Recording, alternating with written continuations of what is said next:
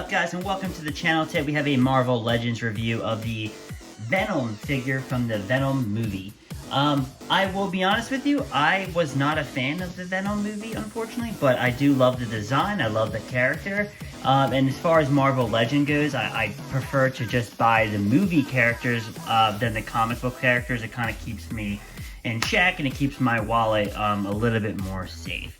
But I really did love the new design of Venom. It was really cool to see Venom on the big screen, but the movie just didn't really do it for me. I just didn't really find it that good, unfortunately. But I am looking forward to the second one.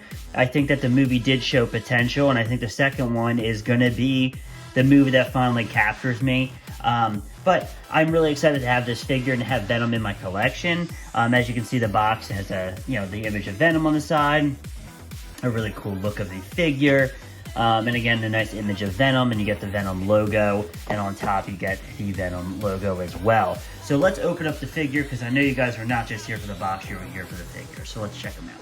Here we have Venom out of the packaging, and he looks awesome. I gotta be honest, this figure looks awesome. Like I said, my issue is not with the design, it's more so the movie. But I really love the design of Venom. I think he looks really great. You get another alternate head sculpt, so if you just want the smiling pose. I'm personally like the tongue. I think the tongue looks way more menacing. And I really wanted this figure because, honestly, like, when the second one comes out, I want to get Carnage when they eventually make a movie version of Carnage.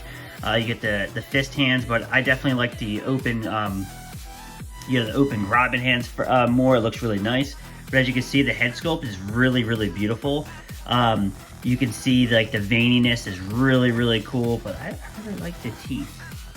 The teeth look pretty well. I've seen some reviews where the teeth kind of look messed up. Like, you can kind of see the smile, and it looks a little bit rougher of the teeth, but I think with the open mouth, he looks a lot better. The tongue looks really cool. You get a nice cool Venom tongue up and close. Like I said, the veining continues on the back.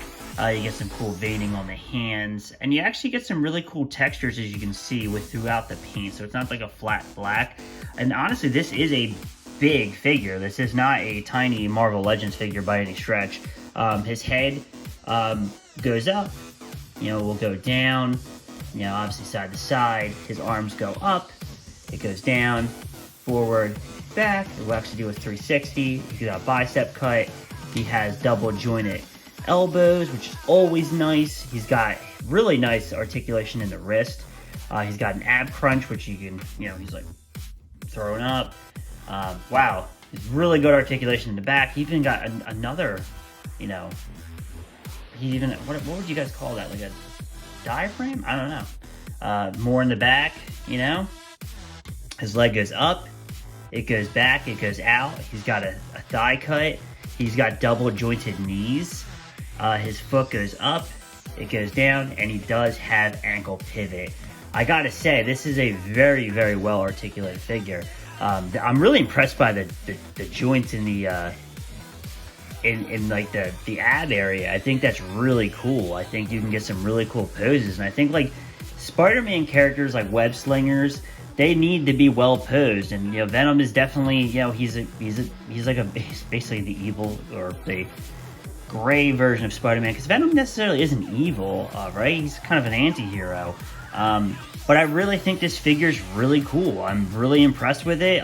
The whole wave of the Venom wave is really awesome, but again, I only collect the movie version, so, like, unfortunately I'm not going to be continuing the wave. But I'm really happy to have Venom in my collection to represent that character. And like I said, it is a cool character, it is a cool design. It's just the movie just didn't do it for me.